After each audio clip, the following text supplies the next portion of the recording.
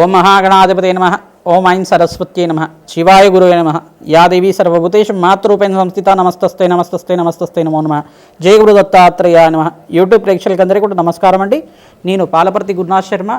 ఈ రోజున మనమంతా కూడా టాపిక్ తీసుకుంటే ప్రధానంగా వివాహాది శుభకార్యాలు ఈ యొక్క విశ్వవసునామ సంవత్సరం నుంచి ఈ యొక్క మేషాది ద్వాదశ రాశుల వాళ్ళకి ఏ యొక్క గ్రహ కారణాల వల్ల వివాహాది శుభకార్యాలు శీఘ్రంగా జరుగుతుంటాయి. ఈ సంవత్సరం అంతా కూడా ఏ రాశి వాళ్ళకి శీఘ్రంగా వివాహ యోగం అవ్వాలి, దాని పరిష్కారం అంతా కూడా ఈ యొక్క ప్రిడిక్షన్స్ అంతా కూడా చెప్పడం జరుగుతుంది. మేషాది ద్వాదశ రాశుల వాళ్ళకి గోచారవశాత్తు గురుబలము శుక్రబలం వల్ల వివాహ యోగం ఎప్పుడవుతుంది, ఏ సమయంలో అవ్వడానికి అవకాశం ఉందో, అసలు ఆలస్య వివాహాలకంతా కూడా కారణాలు ఏంటి, దానికి పరిష్కారం అంతా కూడా చెప్పడం జరుగుతుంది. ఎవరైనా కానీ వివాహం అని చెప్పేసి అనుకుంటే ప్రధానంగా చూసుకుంటే జాతకం చూసుకునేటప్పుడు గురుబలం అనేది ప్రధానంగా చూసుకుంటూ ఉంటారు. తద్వారా అంతా కూడా గురుబలం పెరిగిందంటే వివాహం శీఘ్రంగా అవుతుందని చెప్పేసి అనుకుంటూ ఉంటారు. గురుబలమే కాకుండా వివాహాది శుభకార్యాలు జరగాలంటే కలత్రకారకుడైన శుక్రుడి యొక్క బలం కూడా శ్రేష్టంగా చూడవలసి ఉంటుంది. గురుబలమే కాకుండా శుక్రబలం కూడా శ్రేష్టంగా చూడవలసి ఉంటుంది. ప్రధానంగా చూసుకుంటే వివాహాది శుభకార్యాలు జరగాలని చెప్పేసి అంటే కనుక గోచార చక్రవశాత్తు శుక్రబలము గురుబలం అనేది ప్రధానంగా చూసుకుంటారు. జాతకరీత్యా కూడా జన్మజాతక వశాత్తు కూడా గురుబలం కురిచినప్పుడు వివాహాది శుభకార్యాలు జరుగుతాయని చెప్పేసి లగ్నవశాత్తు చూసుకుంటే కనుక లగ్న చక్రంలో సప్తమ స్థానం కలత్ర స్థానం అని చెప్పేసి అంటారు. సప్తమాధిపతి కానీ పంచమాధిపతి కానీ నవమాధిపతి కానీ ఈ యొక్క రంగు ఉన్న దశలో ఆ యొక్క దశ వింశోత్తర దశ విధానంలో గ్రహాల యొక్క స్థితిగతి ఆధారంగా కూడా వివాహయోగం శీఘ్రంగా జరుగుతుందని చెప్పేసి నక్షత్ర ప్రాతిపదికను కూడా వివాహాది శుభకార్యాలు కూడా శీఘ్రంగా జరుగుతాయని చెప్పేసి చెప్పడం జరుగుతుంది.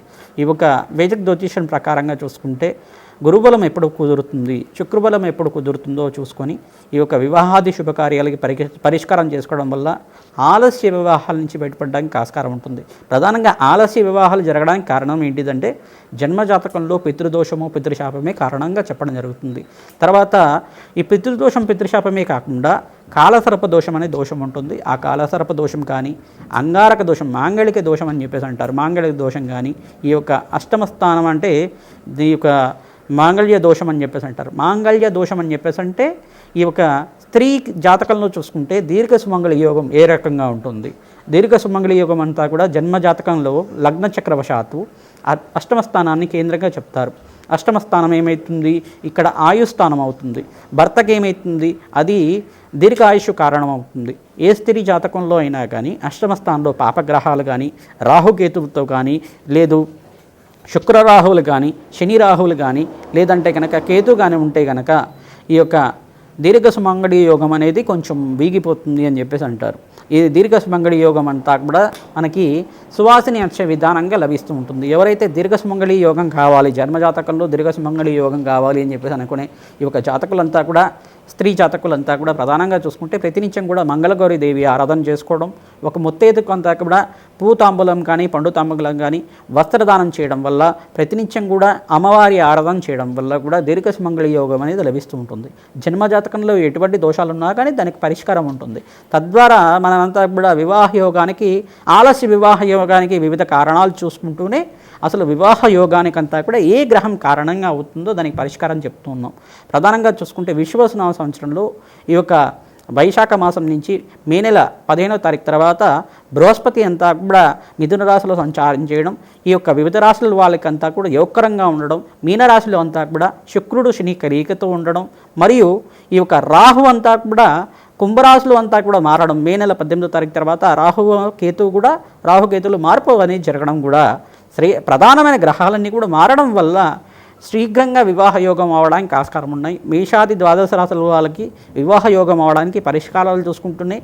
దీనికి కారణాలు చెప్తున్నాం. ఆలస్య వివాహానికి కూడా కారణం చెప్తుంది, దానికి పరిష్కారం కూడా చెప్తున్నాం. ప్రతినిత్యం కూడా మీరు అమ్మవారి ఆరాధన చేయడం, దత్తాత్రేయ ఆరాధన అంతా కూడా చేయడం వల్ల, శనగల మాల అంతా కూడా దత్తాత్రేయ స్వామివారికి సమర్పించడం వల్ల, శనగలను నివేదన చేసి భక్తులకంతా కూడా వితరణ చేయడం వల్ల, దత్తాత్రేయ హోమాది కార్యక్రమాలు చేసుకోవడం వల్ల, అరుణాచలేశ్వర క్షేత్ర దర్శనం అంతా కూడా చేసుకొని గిరి ప్రదక్షిణ చేయడం వల్ల కూడా శీఘ్ర వివాహ యోగం అవ్వడానికి ఆస్కారం ఉంటుంది. జన్మజాతకంలో ఏ దోషానికి ఏ ప్రామాణికంగా చూసుకోవడం వల్ల కూడా ఆ దోషానికి అంతా కూడా జన్మజాతకం చూసుకొని ఆ పరిష్కారం అంతా కూడా చేసుకొని శీఘ్ర కళ్యాణ యోగం అవడానికి ఆస్కారం ఉంటుంది. ప్రధానంగా చూసుకుంటే పితృదోషము పితృశాపం అంతా కూడా కేంద్రంగా చెప్పడం జరుగుతుంది. లగ్న చక్రవశాత్తు నవమ స్థానం పూర్వ పుణ్యస్థానం అంటారు. దీన్నంతా కూడా పితృస్థానం అని చెప్పేసి అంటారు. మాతృమూలకమైన స్థానం కూడా ఉంటుంది. చతుర్థ స్థానం అంతా కూడా మాతృస్థానం అని చెప్పేసి అంటారు.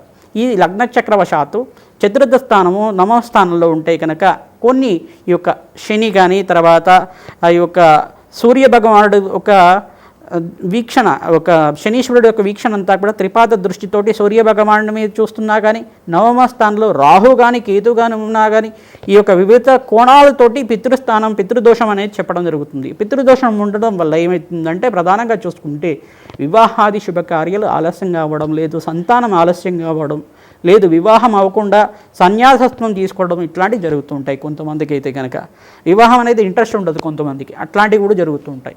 కానీ స్త్రీ శాపం ఉండే వాళ్ళకి కానీ, మాతృమూలకమైన పితృదోషం ఉండే వాళ్ళకి కానీ ఎక్కువ మంది స్త్రీ సంతానమే కలుగుతూ ఉండడం, ఎక్కువ మంది పురుష సంతానమే కలుగుతూ ఉండడం, స్త్రీ సంతానం లేకుండా అట్లాంటివి జరుగుతుంది. కొంతమందికి ఏంటంటే ఎక్కువ పీసీఓడి ప్రాబ్లమ్స్ ఉండడం అనేది కుజరాహుల కలయిక అష్టమ స్థానంలో కానీ, పంచమ స్థానంలో కానీ, చతుర్థ స్థానంలో కానీ ఉండడం వల్ల, శుక్ర కుజ కలయిక ఉండడం వల్ల కూడా ఈ పీసీఓడి ప్రాబ్లమ్స్ కానీ, పీసీఓడి ప్రాబ్లమ్స్ కానీ, హార్మోనిక్ డిసార్డర్ ప్రాబ్లమ్స్ కానీ ఉండడం కానీ, కొంతమందికి ఈ యొక్క డిసబిలిటీతో అంటే మెంటల్లీ రిటార్టెడ్ దాకా పుట్టడం అనేది జరుగుతూ ఉంటుంది. పితృదోషం పితృశాపం అనేది కారణం చెప్తుంది. ఇదొకటే కాకుండా రాహుకేతు దోషాలంతా కూడా కాలసర్ప దోషము, మహాకాల సర్పదోషము, పద్మకాల సర్పదోషము, కులింగ కాల సర్పదోషము, తర్వాత కొన్ని విశేషమైన కారసర్ప దోషాలు 18 రకాల కారసర్ప దోషాలు ఉంటాయని చెప్పేసి చెప్తుంది వేదం అంతా కూడా. జ్యోతిష్ శాస్త్ర ప్రమాణికంగా అంతా కూడా పరాశర సంహిత అనేది, తర్వాత మనకి జ్యోతిష్ శాస్త్ర ప్రమాణికంగా మనకి దత్తనాడి ప్రకారంగా కూడా చూసుకుంటే కూడా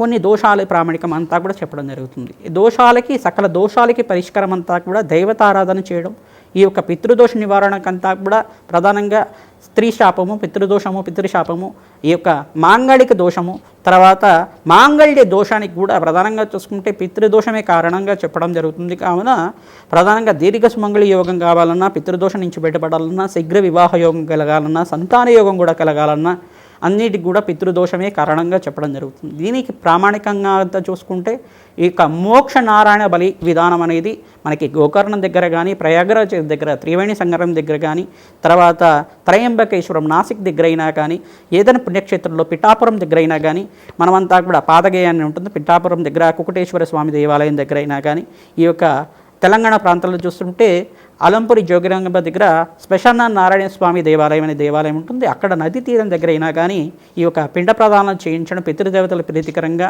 అంతా కూడా ఈ ఒక 16 పిండాలు కానీ, లేదంటే కనుక 9 పిండాలైనా కానీ, 27 పిండాలైనా కానీ, 64 పిండాలైనా కానీ చేసి పితృపితామహ ప్రపితామహ వసురుద్ర ఆదిత్య స్వరూపంగా ఉన్న పితృదేవతల ఆశీర్వాదం అంతా కూడా లభించడం వల్ల ఎవరైతే కనుక 4 తరాల వాళ్ళు మీ పితృపితామహ ప్రపితామహ ఎవరైతే గతించి పుణ్యలోకంలో ఉన్నారో వాళ్ళకంతా కూడా సద్గతులు పొందే విధంగా, పుణ్యలోక ప్రాప్తి కలిగే విధంగా మనం పితృకార్యాలంతా కూడా ఆచరించడం వల్ల, పితృదేవతలు గతించిన వాళ్ళు ఆచరించడం వల్ల మీ యొక్క తల్లిదండ్రికి అంతా కూడా పుణ్యలోక ప్రాప్తి కలుగుతుంది, వాళ్ళకి ఆత్మశాంతి కలుగుతుంది, శాశ్వత బ్రహ్మలోక ప్రాప్తి కలుగుతుంది, శాశ్వత స్వర్గలోక ప్రాప్తి కలుగుతుంది, శాశ్వత వైకుంఠలోక ప్రాప్తి కలుగుతుంది, శతసహస్ర అశ్వమేధ యాగాదులు చేసిన ఫలితం కలుగుతుంది, కోటి యజ్ఞాల పుణ్య ఫలితం కలుగుతుంది. ఎవరైతే పితృదేవత ఆరాధన ప్రతినిత్యం కూడా చేసుకుంటూ ఉంటారో తద్వారా మీకంతా కూడా సత్సంతానము, పుణ్యవంతమైన సంతానం కలగడానికి, యోగవంతమైన పుత్రు సంతానం కలగడానికి ఈ యొక్క పూర్వ పుణ్యస్థానం అంతా కూడా కేంద్రంగా చెప్తుంది. పూర్వ జన్మలో చేసుకున్న పుణ్య ఫలితంగానే మన ఈ జన్మ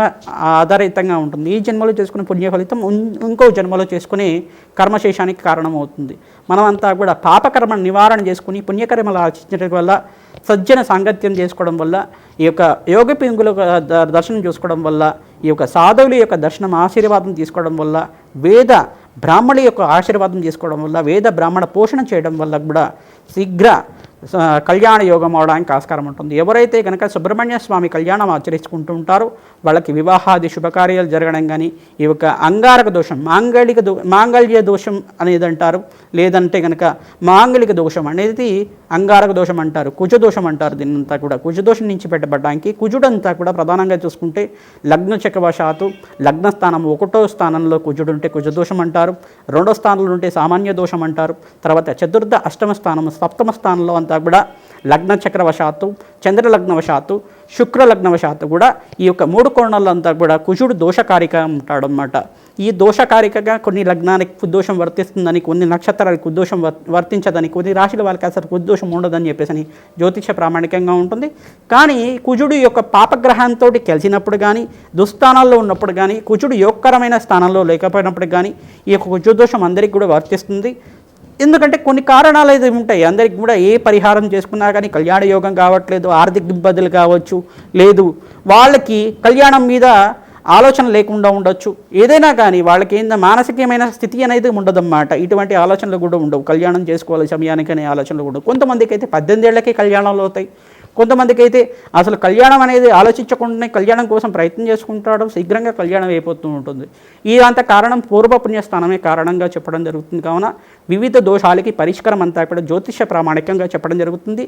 మీ జన్మజాతకం అంతా కూడా జ్యోతిష పండితులతోటి మాతోటంతా కూడా చూపించుకోవడం వల్ల, మేము చేసే దోష పరిహారం అంతా కూడా చేసుకోవడం వల్ల మీకు శీఘ్ర కళ్యాణ యోగం అవడానికి ఆస్కారం ఉంటుంది. ప్రతి ఒక్క దోషానికి పరిష్కారం ఉంటుంది కంపల్సరీగా.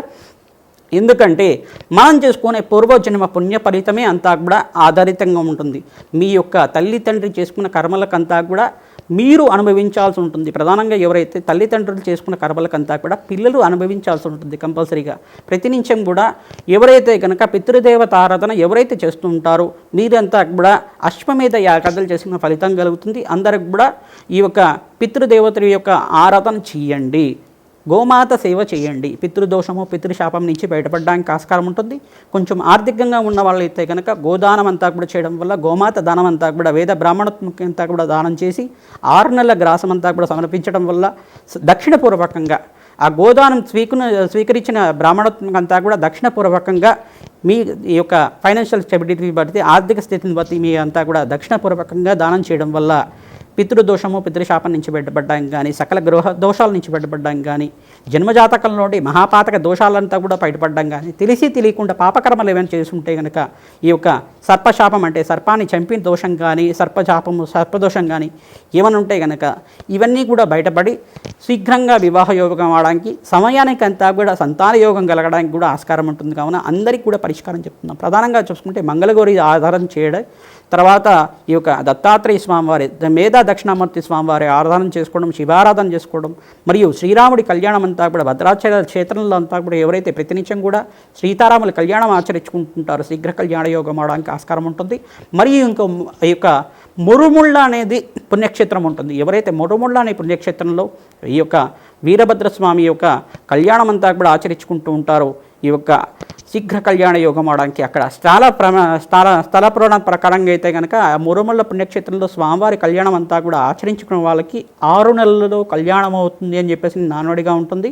మరియు మీ జన్మజాతకంలో దోషాలకి పరిష్కారం చేసుకుంటేనే ఈ పరిష్కారం కూడా చేసుకున్న వాళ్ళకి కూడా శీఘ్ర కళ్యాణ యోగం అవడానికి ఆస్కారం ఉంటుంది.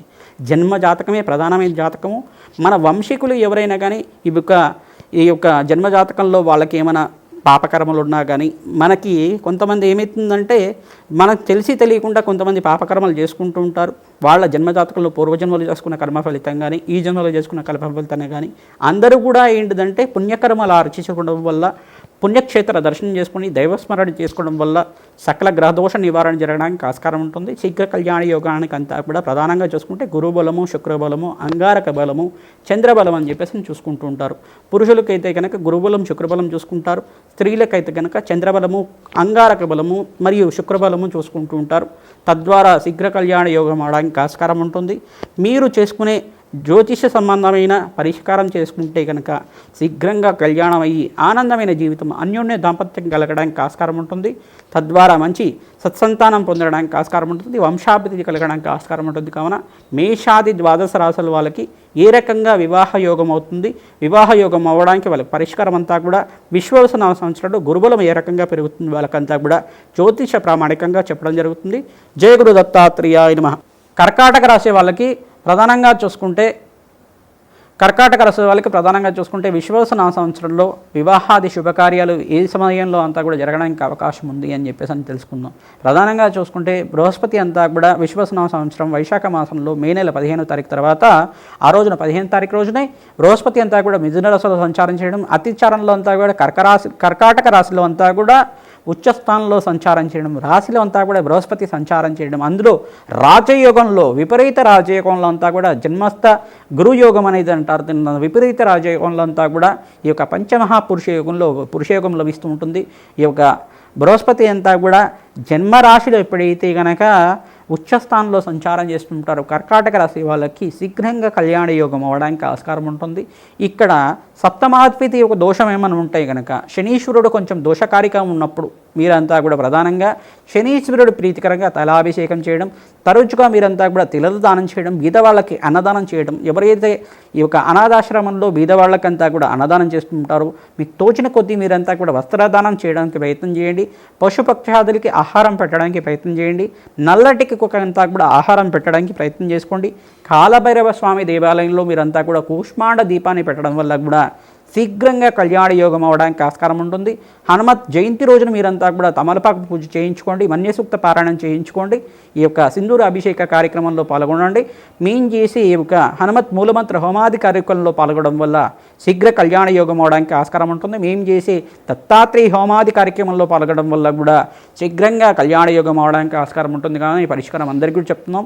ఈ యొక్క బృహస్పతికి ప్రీతికరంగా శనగలు దానం చేసుకోవడం, అంగారకుడు నీచ స్థానంలో సంచారం చేసేటప్పుడు కానీ జన్మజాతకంలో అంగారకుడు దోషంగా ఉంటే కనుక అంగారక దోషం నుంచి బయటపడడానికి అంగారకుడు ప్రీతికరంగా ఈ యొక్క కందిపప్పు దానం చేయడం వల్ల, ఎరుపు రంగు వస్త్రాన్ని బ్రాహ్మణోత్మకంతా కూడా దానం చేయడం వల్ల, దానిమ్మ పళ్ళని మామిడి పళ్ళని దానం చేయడం వల్ల, కూష్మాడ దానాన్ని దానం చేసుకోవడం వల్ల సకల గ్రహదోష పీడన నుంచి బయటపడి ఈ యొక్క శీఘ్ర కళ్యాణ యోగం అవడానికి ఆస్కారం ఉంటుంది. జన్మజాతకంలో పితృదోషం పితృశాపం ఉందో లేదో చూసుకోండి. తద్వారా మీరంతా కూడా పరిష్కారం మోక్షనారాయణ వెలి విధానం చేయించండి. తద్వారా పుణ్యక్షేత్రంలో దర్శనం చేసుకోండి. పిఠాపురంకి వెళ్ళి ఇక్కడ మోక్షనారాయణ వెలి విధానం చేయించండి. లేదు గోకర్ణం దగ్గర అయినా కానీ మోక్షనారాయణ వెలి విధానం చేయించుకోవడం వల్ల శీఘ్రంగా కళ్యాణ యోగం అవడానికి ఆస్కారం ఉంటుంది. జన్మజాతకంలో కాలసర్పదోషం ఉంటే కనుక ఈ యొక్క నాగేంద్ర స్వామి ప్రతిష్ట సర్ప ప్రతిష్ట అనేది చేసుకోవడం వల్ల కూడా శీఘ్ర కళ్యాణ యోగం అవడానికి ఆస్కారం ఉంటుంది. కావున ఈ యొక్క జన్మజాతకంలో సప్తమాధిపతి యొక్క వీక్షణ ఏ రకంగా ఉంది, జన్మజాతకంలో ఏ జ్యోతిష ప్రామాణికంగా అంతా దోషాలు ఉన్నాయి, దాన్ని పరిష్కారం చేసుకుంటుంది కనుక అన్నదానం దేవాలయంలో చేయించుకోవడం వల్ల సకల గ్రహదోష నివారణ జరగడానికి ఆస్కారం ఉంటుంది. జయ గురు దత్తాత్రేయాయ నమః.